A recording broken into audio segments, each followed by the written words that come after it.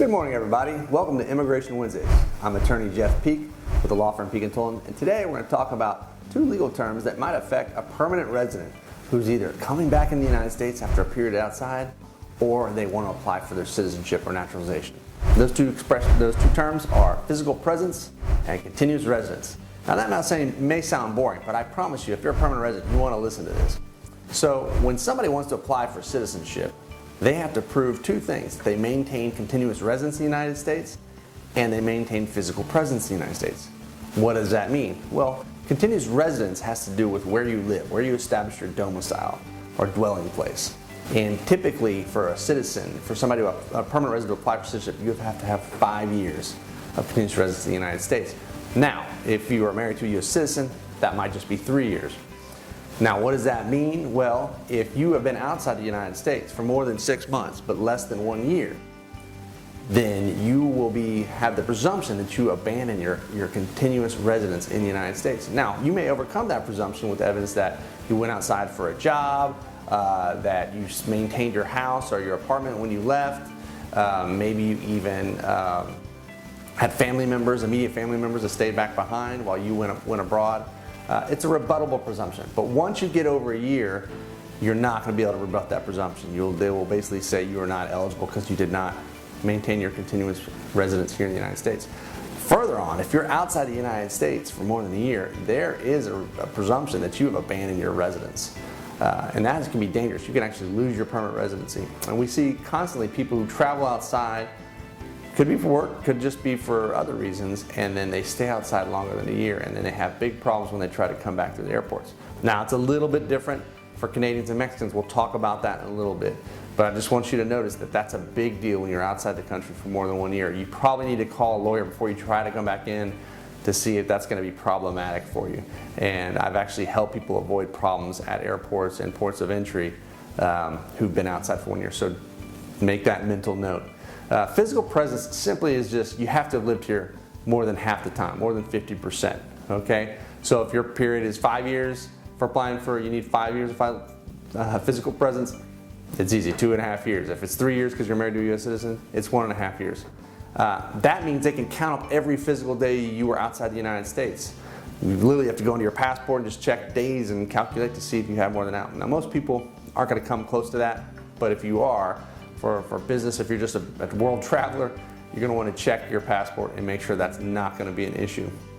Again, those don't have to be all at one time. It could be 2 months here, 3 weeks here, 4 months here, 5 weeks there, and they just add up. And when they're all added up, it's over the 50% of your time outside the United States. Again, that will disqualify you for citizenship. Okay?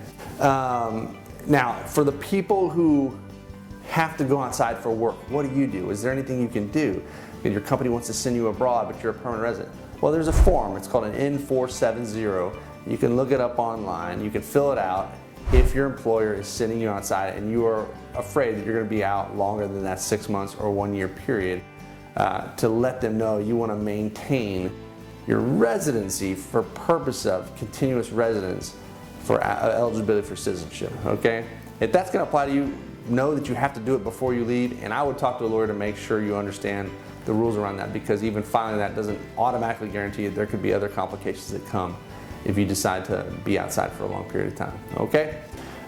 Again, continuous residence, physical presence, two things that affect you. Now, I mentioned something about Canadians and Mexicans. Why are they potentially treated differently? It's not that they're treated differently. They just happen to share large physical boundaries with the United States that they can cross either on foot or in their car. And if you've ever done that, you may have noticed nobody checks you on the way out. There's not a really way for U.S. immigration authorities to know who's leaving the country when they leave by bridge, in car, or on foot. What does that mean? Well, you have a lot of people, I've seen this many times over my 20 years, who will leave the United States. Let's say a family from Mexico who gets residency, comes here to live briefly, but then goes back to Mexico, takes their children with them. All of them have residency. Then you have these kids who grow up in Mexico as permanent residents of the United States, but they're not living in the United States at all. Maybe they're coming back from time to time to go on vacation and entering with their permanent resident cards, but they're not living here. They're living in Mexico, they're going to school in Mexico, and for all intents and purposes, they have abandoned their permanent residency in the United States. Can they get caught? Well, absolutely they get caught if the immigration knows that that's exactly what's happening. A lot of times immigration doesn't know because they come in, they'll ask you questions, how long have you been outside the United States? If somebody is not totally honest and they say, oh, we've just been out for a month or a couple of months, they don't know. They can let you back in. What does that person do? I've literally seen people who grew up 20 years outside of the United States in Mexico come back in with their permanent resident card. Sometimes even the permanent resident card with them as a baby with the picture, not even having renewed their card recently. And then they manage a way to come in. Can they apply to renew their card? Can they apply for citizenship? That's a great question. You need to check with an expert lawyer. I don't want to give you a general answer because it may not be true applying depending on each individual situations. Just know that I have had cases where I was able to get them a new green card, permanent resident card, even though they'd been living outside for many years. And they had to be tricky about that. They had to be smart about it. There was a period of time where they're going to have to stay here and not leave unless they want to risk potential problems at checkpoints, and reestablish their residency for 5 years. Understand that abandoning your residency is an accusation that immigration can make at any time. It's not like if you just somehow make it back in, then you're safe. That can come up at a citizenship a naturalization interview. It could come up if you were trying to adjust the status of a spouse. So you just have to be very cognizant of those risks, okay? And again, if you are one of those people who've been outside the United States for more than a year, really important probably that you call a lawyer to make sure you understand what's going on and see if there's any way you can mitigate the danger. Okay? Physical presence, continuous residence, two legal terms that can affect you as a permanent resident, both for your eligibility for citizenship and potentially abandonment of your residence. So know them. And if you're afraid that somehow you've run afoul of that, please call us here at Peek & Tolan. We would love to help you. Again, I'm attorney Jeff Peek. This is Immigration Wednesdays. We'll see you next Wednesday.